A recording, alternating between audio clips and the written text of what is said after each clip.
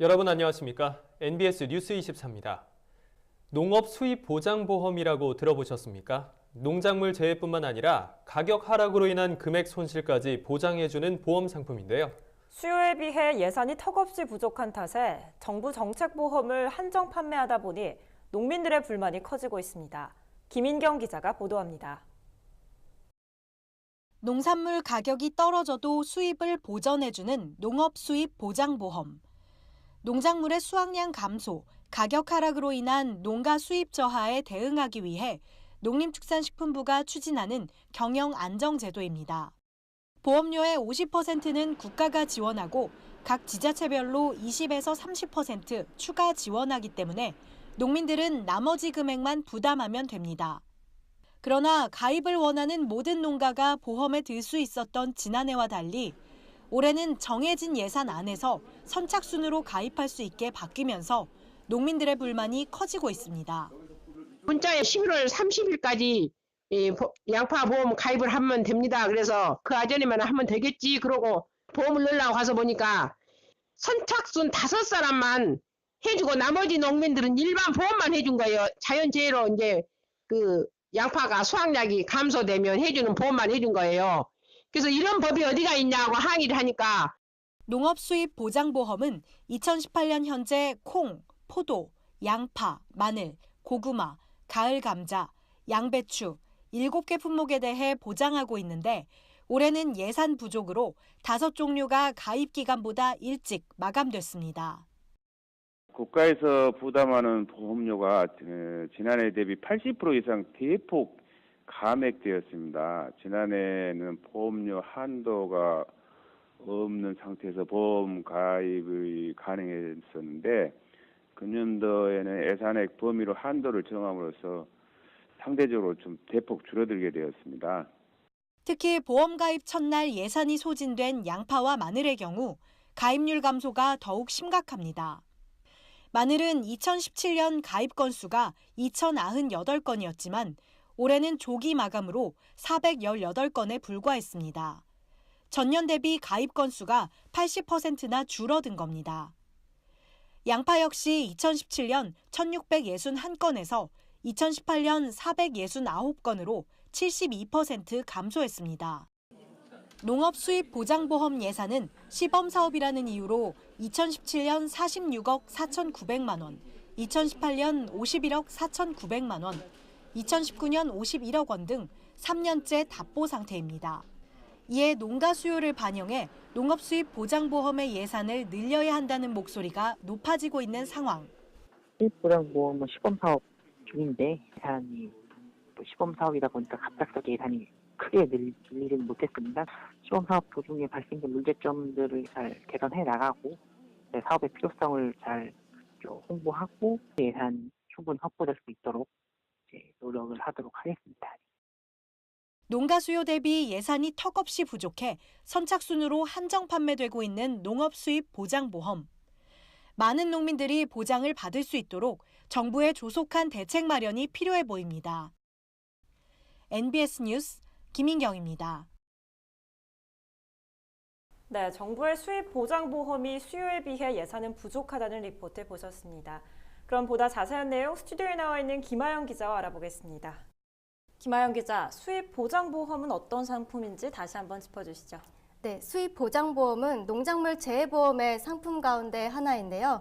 농작물의 수확량 감소뿐 아니라 가격 하락으로 인한 손해까지 감안해 소득이 일정 수준 아래로 떨어지면 이를 보전해주는 상품입니다. 현재는 콩과 포도, 양파, 마늘 등 7가지 작물에 대해 가입이 가능하고 전국의 지역 농축협과 품목농협에서 가입 신청을 받고 있습니다. 네, 그렇군요. 수입 보장보험이 도입된 특별한 배경이 있는 건가요? 네, 수입 보장보험은 2012년 한미 FTA 타결에 따른 농가 경영 안정 대책으로 처음 검토되기 시작했습니다. 농가 단위 직불제 도입이 거론되다 그 대안으로 부상한 건데요. 보장 범위가 농작물 재해보험보다 훨씬 넓어서 농가들 사이에서 인기가 높습니다. 농작물 재해보험은 수확량이 사전에 정한 양보다 떨어지면 보상해주는 반면에 수입 보장보험은 수확량과 가격을 토대로 조수입을 산정해서 그 조수입을 기준으로 보험금이 지급되기 때문입니다. 네, 농가들 사이에서 아주 인기가 좋을 것 같은데요. 그런데 올해는 보험이 선착순으로 가입되고 있다고 들었습니다. 네, 그렇습니다. 작년과 올해의 예산 상황이 달라졌기 때문인데요. 작년 예산은 46억 원이었지만 정부는 초과분까지 가입을 허용했습니다. 하지만 올해에는 예산 한도 안에서만 가입을 받고 있는 상황입니다. 예산이 3년째 제자리 걸음 상태이기 때문인데요. 말씀하신 대로 농가들의 수요를 반영하지 못한 예산이라는 지적이 나오고 있습니다. 네, 정부는 이 같은 사태를 예측하지 못했던 건가요? 농식품부는 2019년 사업 예산으로 기획재정부에 325억 원을 요구했지만 절반만 반영됐습니다. 농식품부는 예산이 모두 소진되면 판매를 끝내고 농작물 재해보험으로 가입을 유도할 방침인 것으로 알려졌습니다. 이 수입 보장보험이 아직 시범 사업이란 점을 감안해서 앞으로의 추이를 지켜본다는 입장입니다. 네, 그렇다면 이 수입 보장보험은 앞으로 더 확대될 예정인가요? 농식품부는 2025년까지 대상 품목과 지역을 점진적으로 확대할 계획입니다. 특히 쌀 수입 보장보험을 도입해서 쌀 변동직불제 폐지의 연착륙을 도모할 방침입니다. 쌀값 하락 위험을 수입 보장보험을 통해 보완한다는 건데요. 정부 바람과는 다르게 예산도 적은 데다 도입하더라도 보험 손해율이 높을 것으로 보여서 쌀 관련 보험 도입에는 다소 시일이 걸릴 것으로 보입니다. 네, 그렇군요. 수입 보장보험의 예산이 잘 확보돼서 농가들이 많은 혜택을 입었으면 좋겠습니다. 김하영 기자, 오늘 설명 잘 들었습니다. 넘치는 재고에 가격이 곤두박질 치고 있는 양파. 한번 떨어진 양파 값이 좀처럼 회복되지 않고 있습니다. 이에 양파 농가와 유통업계에서는 양파값 회복을 위한 대책을 서둘러 마련해야 한다는 우려의 목소리를 내고 있습니다. 최다혜 기자입니다. 올해 양파 수확량이 늘어나면서 양파값이 급락하고 있습니다. 양파를 수매한 농협 공판장이나 유통물류센터 등 창고에는 오갈 데 없는 양파들이 산적해 있습니다. 한국농촌경제연구원은 10월 말 기준 전체 양파 재고량이 47만 9천 톤으로 지난해보다 23% 많은 것으로 추정했습니다. 때문에 지난 26일 서울 가락동 농수산물 도매시장에서 거래된 양파 1kg 가격은 670원. 지난해나 평년보다 각각 44%, 35% 떨어졌습니다. 실제로 2018년산 중만생종 전국 양파 생산량은 131만 2천 톤으로 지난해보다 30만 톤 이상 증가했습니다. 지난해 양파값이 좋아 재배 면적이 전년보다 36.5%나 증가했기 때문으로 분석됩니다. 재배 면적이 늘어난 만큼 올해 가격 하락은 예상했지만 이처럼 바닥세가 장기화할 것으로는 생각지 못했다는 게 양파 농가와 유통업계의 반응입니다. 우리 농업인도 생산, 개서, 판매까지 많이 힘들지만은 우리 농협이나 유통인들이 너무나 힘들어요. 양파 가격으로 인해서 손실도 크고 농협들도 농민들 계약재배도 어렵고 유통이 너무 손실이 크기 때문에 어려움이 있어요. 이런 상황이 지속되자 정부와 농협도 발빠르게 대응했습니다. 정부는 지난 6월 양파 약 1만 8천 톤을 산지 폐기하고 7월에는 수매를 통해 6천 톤가량을 시장 격리했습니다. 농협에서는 계약재배 물량뿐만 아니라 비계약재배 물량도 수매해 가격 지지에 나섰습니다. 이와 같은 조치 덕분에 8월에 가격이 반짝 오르는가 싶었지만 양파값은 이내 700원대로 다시 주저앉아 버린 상황. 하락하는 이유는 전년도 생산량이 많고 소비 촉진이 안 되고 있고 우리 국민들도 경제가 활성화되고 주머니에 돈이 두둑해야 고기도 사 먹고 양파를 먹을 수 있는데 지금 그렇지 않기 때문에 소비가 더 안 되는 것 같아요. 이에 양파 농가와 유통업계는 평년 대비 늘어난 재고 물량을 추가 격리해야 한다고 주장하고 있습니다. 현재 양파 재고량 47만 9천 톤 중 평년 재고량보다 많은 5만 톤을 정부가 추가로 수매해야 한다는 겁니다.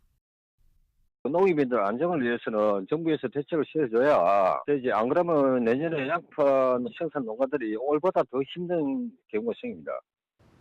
이뿐만 아니라 2019년산 양파 생산량이 평년보다 10% 늘 것이란 전망 속에서 아무런 대책이 세워지지 않으면 양파 수급 안정 체계가 심각하게 위협받을 수 있다고 양파 농가와 유통업계는 목소리를 높이고 있습니다.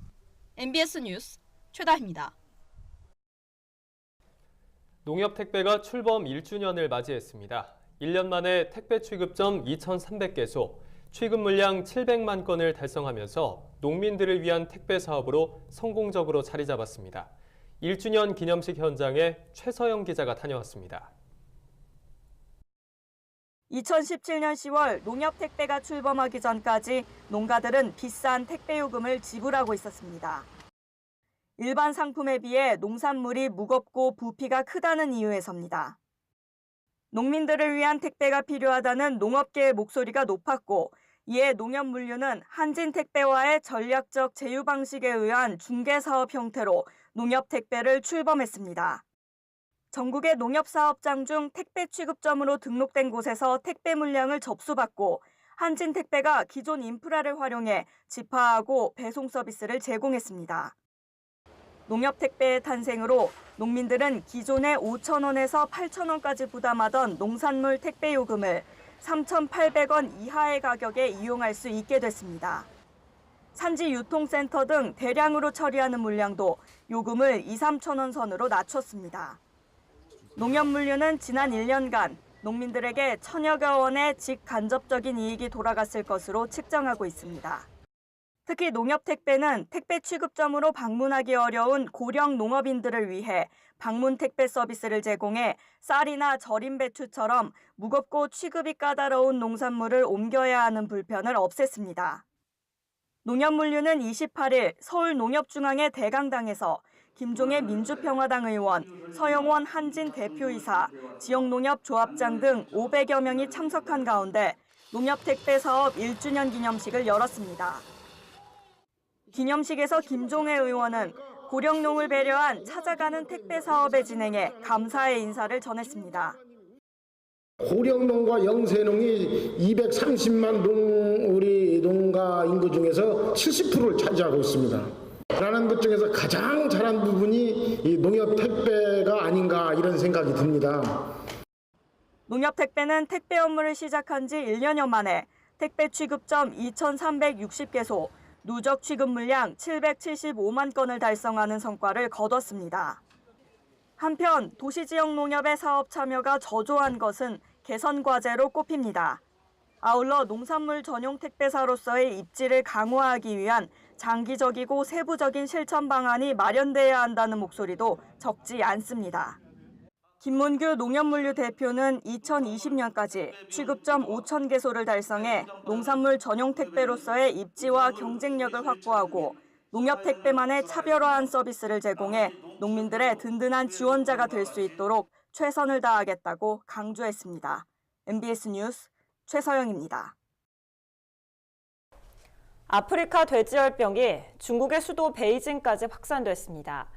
정부는 아프리카 돼지열병의 국내 유입 가능성이 커졌다고 보고 외국인 관광객을 대상으로 집중 방역 관리를 실시하기로 했습니다. 신건 기자가 보도합니다. 지난 23일 중국 베이징 서남 지역의 양돈장 두 곳에서 아프리카 돼지열병이 발생해 돼지 86마리가 폐사했다고 중국 현지 언론이 보도했습니다. 중국의 수도인 베이징에서 아프리카 돼지열병 감염이 확인된 것은 이번이 처음입니다. 지난 8월 중국 내 발병 사례가 최초 보고된 이후 지금까지 중국 내 성급 행정구역 32곳 가운데 절반 이상에서 아프리카 돼지열병 피해 사례가 확인됐습니다. 중국 내 일부 전문가들은 아프리카 돼지열병의 확산세가 중국 방역당국의 통제를 벗어났다며 우려를 표했습니다. 베이징에서 아프리카 돼지열병 감염이 확인되자 정부도 국내 유입 가능성이 커졌다고 보고 대책 마련에 나서고 있습니다. 농림축산식품부는 최근 축산 관계자들과의 대책회의에서 해외 축산물 유입에 따른 발병 가능성이 클 것으로 보고 외국인 여행자를 대상으로 집중 방역 관리를 실시하기로 했습니다. 또 국내 체류 외국인에 대해서도 다문화가정지원센터와 협력해 불법 축산물 이용 금지 홍보 활동을 펼치기로 했습니다. 아프리카 돼지열병이 많이 발생하고 있는 중국 항공편 및 여행객 그리고 축산 관계자들 대상으로 불법 휴대 축산물을 통한 바이러스 유입을 막기 위하여 탐지견을 집중적으로 배치하였고 그리고 엑스레이 검색 강화 등 검역 조치를 강화하여 시행하고 있습니다.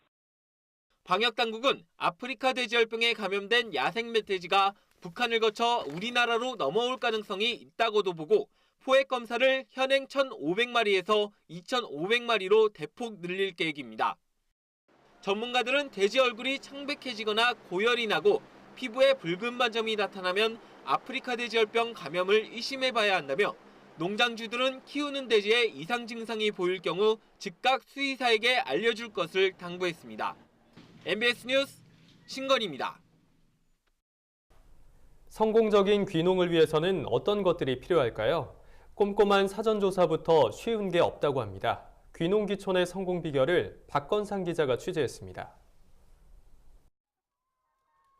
비닐하우스 안 닭들이 자유롭게 돌아다닙니다.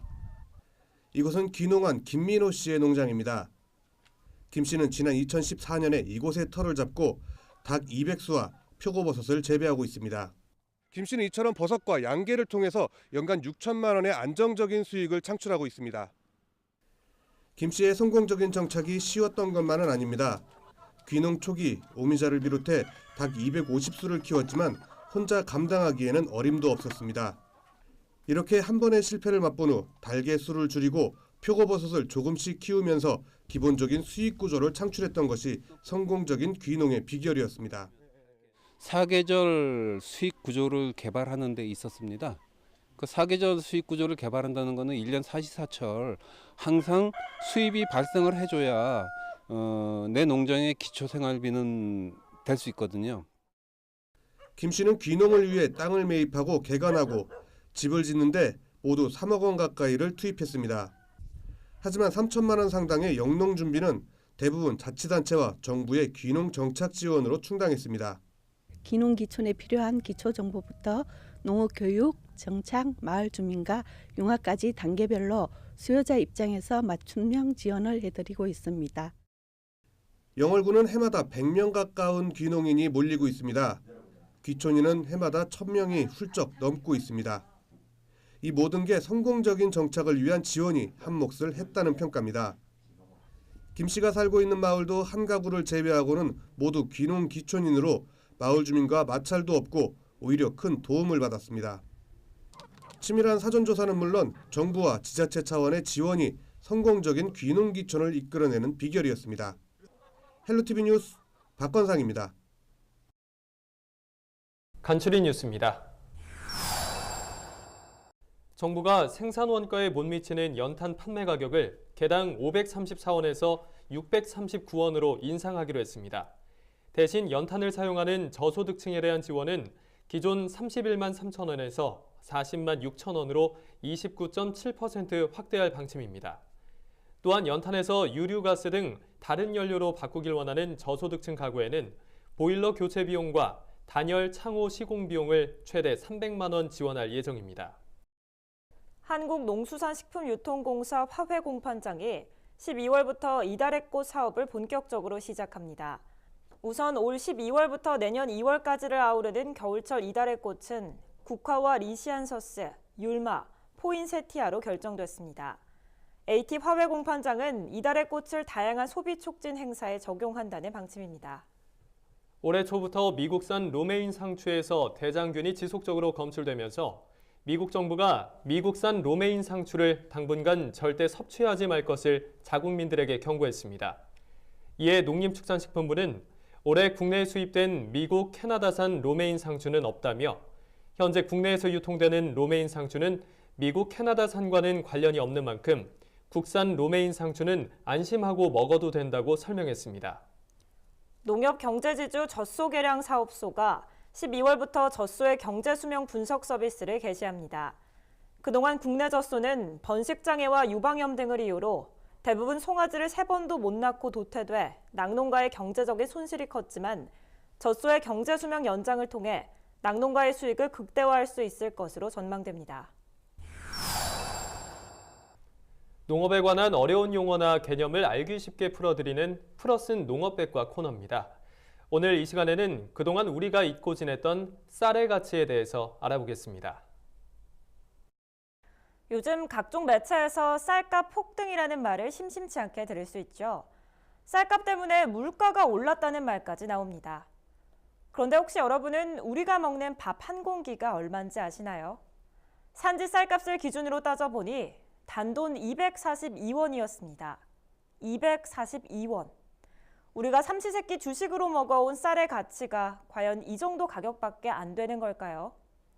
세계 경제 면적의 약 20%의 논에서 생산되는 쌀은 밀, 옥수수와 함께 세계 3대 곡물 중 하나이자 전 세계 24억 인구가 즐겨 먹는 주식입니다. 특히 쌀은 밀보다 칼로리 생산량이 3배가량 많아서 오랫동안 인류의 고급 에너지원으로 여겨져 왔는데요. 2004년에는 유엔도 쌀의 중요성을 인정해 Rice is life, 즉 쌀은 생명이라고 세계 만방에 선포하기도 했습니다.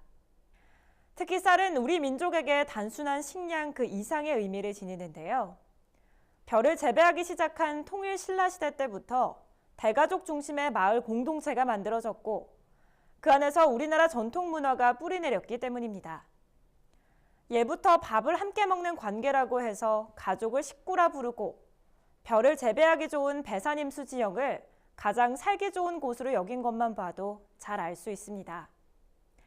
쌀을 얻기 위해 88번의 손길이 필요하다는 의미에서 유래됐다는 쌀 밑자만 봐도 쌀이 얼마나 귀한 식량인지 잘 알 수 있죠.